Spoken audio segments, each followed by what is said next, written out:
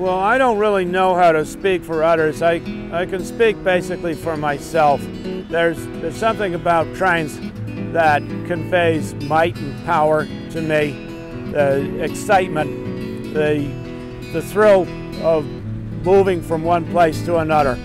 It's been in my blood ever since I can remember.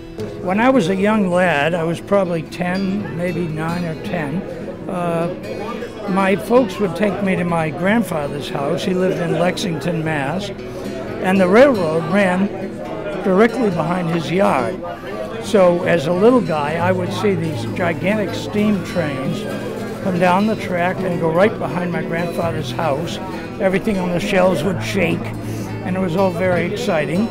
My aunt worked in Boston, and during the weekdays, my grandfather and I would hop in the car and take my aunt down to Lexington Station, and I'd watch her get on the big steam train, and it would pull out and head to Boston. At the end of the day, the train would come back, and we'd pick my aunt up and go home. So I got this deep-seated love of railroad trains. I've lived in Wellesley since I was 7 years old, going back 63 years, and I have railroading in my blood. My mother's father worked for the New Haven Railroad 100 years ago. My father's brother worked on the Santa Fe Railroad in operations more like 60 years ago. And my older brother worked for Metro North Commuter Railroad until he retired recently. And we've had trains in the household ever since I could remember. We got them for Christmas. Our father took us to see trains in action in the Boston Engine Terminal in Charlestown 65 years ago. I've been for many years a member of the Massachusetts Bay Railroad Enthusiasts. I'm the editor-secretary of the Boston chapter of the National Railway Historical Society, and I've been a member of the Boston Street Railway Association for the past 35 years. I'm a member of Mass Bay Railroad Enthusiasts. We are a club that meets twice a month. 6 to 8 times a year we run charter train trips. The trips tend to be all-day trips, and what we try to do is run trips places that you can't go on a regularly scheduled passenger train.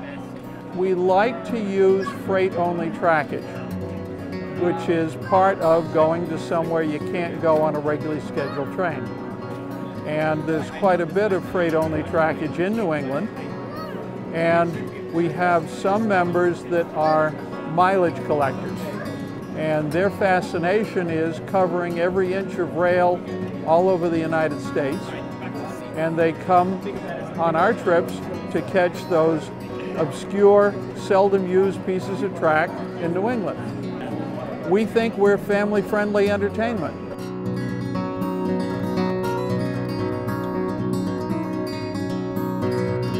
Yeah, it's a lot of fun. They have several railroad groups here, and they have set up beautiful layouts that the folks can look at.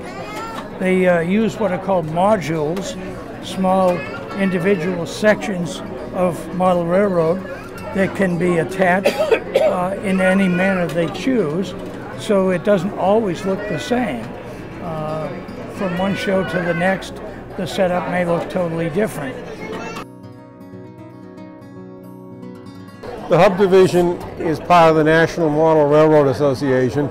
Each division is independent, and we, in this division, do not have a unified theme. We allow each member to make their own modules. The modules are 2 feet by 4 feet, which is standard specifications across the country. People once thought that the golden age of model railroading was after World War II. It actually is a few years ago. There are more products available now than there ever were. The detail is so much better now than it ever was. Even 15 years ago. These would have been just molded plastic with no detail. The hobby, people come in and out of it. A lot of the people here, like myself, did it when we were very young. And then marriage and children get in the way, so as we get older, we have more time, we can get back into it. We're musicians, singers. magicians, and we do any one of those things or everything combined.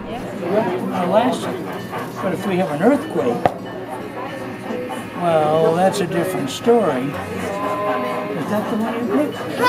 Whoa!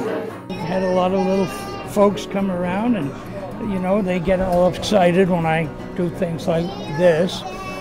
We call this a light snack, but you know, you have to be careful because you never know where they're going. Well, you see what I'm saying. At any rate, I hope that wasn't a cinder of coal. I'll have indigestion later, I'm sure.